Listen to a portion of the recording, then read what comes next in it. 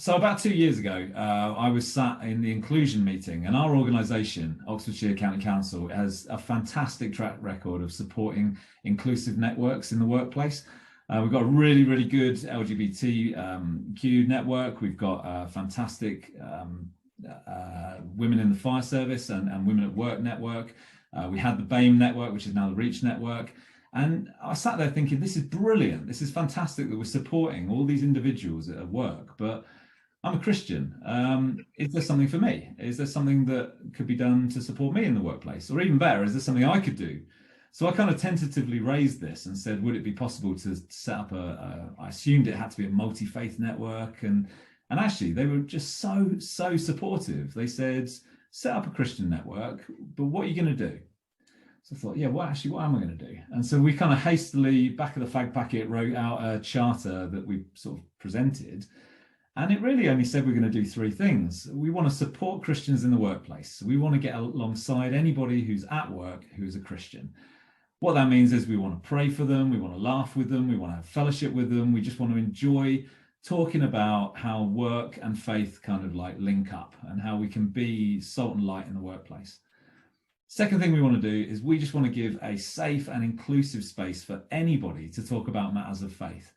And that could be somebody who has a faith or somebody who's just searching, or even somebody who actively disagrees with Christianity. We just want to change the perspective about faith, change the perspective about Christianity, and just kind of brush up against each other. You know, as iron sharpens iron, just get alongside each other and find out what makes people tick and really focus on what we called spiritual well-being. In the fire service, especially in Oxfordshire, we are fantastic at supporting our mental well-being at work. We're really good at supporting our physical well-being. But when those two things struggle or when they suffer, where you land is what you believe in deep down.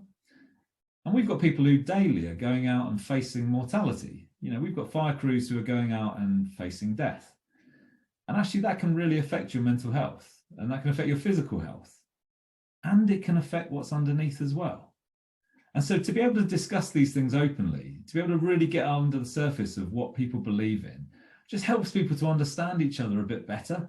And it helps us to work together to help one another when we most need it. And then the last thing we want to do is we just want to show love to the organisation through acts of giving and kindness. And you can imagine when we started working out what that means, you know, we had a whiteboard with loads of bits of red rope and we've got pictures and everything like that. And we were trying to work out some complicated strategy about how we can do that. And then finally we were like, cakes. Let's just do cakes. Like everybody loves cakes, and the way to a firefighter's heart is through their stomach. And so we just settled on pastry-based loving. We did a mince pie drop at Christmas. We drove around to every fire station and just delivered mince pies with just little notes in there just saying, we love you. Thank you for everything you've done. If no one else has said it, thanks. And then at Easter, we went and hid Easter eggs all over fire stations and got them to hunt for them and little prizes. And really, we just kind of settled on, we just want people to know the Christian network as the ones who are grateful and loving and caring and have got a really sweet tooth. And there wasn't really much more to it than that. We presented this to the sort of inclusion network, and they loved it. And actually, our biggest supporters in the early days were the other network groups, were the LGBT network group and were the REACH network. And these individuals who sort of said, yeah, actually try this, go with it. And we didn't really know what we're doing. I'm not a trained theologian. I'm not a pastor or a minister or anything. So at the start, there was just three of us, and we just prayed and we just said, we'll just take every opportunity that comes our way. And bang, within a couple of weeks, the International Day of Prayer for the Emergency Services came up. And we managed to sort of contact people and offered out prayer. And actually our chief was so supportive and offered us a little slot on his streamed live event that went out.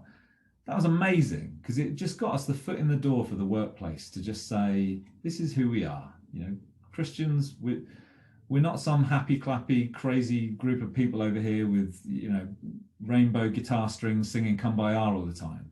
Actually, we're just people who believe five things. We just believe God made the world and he made us. When he made us, free will meant we sinned and we're separated from him. Christ had to die to bridge that separation. A new life is offered if you follow him. and that new life continues in heaven when we die. And actually, that isn't complicated. That's not something that you can force down people's throats, but it is something that people have got an opinion about. And gradually, from this International Day of Prayer for the Emergency Services, our network just kind of grew organically. We never went out and pushed anything. We never tried to convert anyone. We just said, actually, we just want to have conversations with people in the workplace.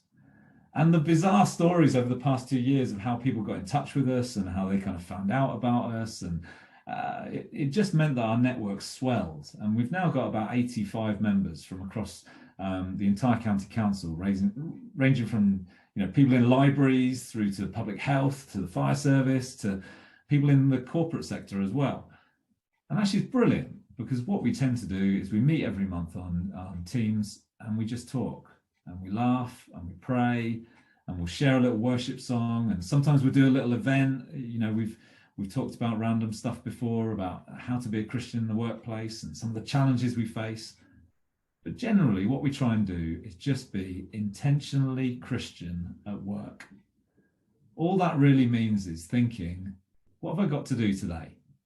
Whether that's I'm going to ride on a fire engine, or in a car like me, or I'm going to sit at my desk and work, or I've got another Teams meeting or a Zoom meeting coming up.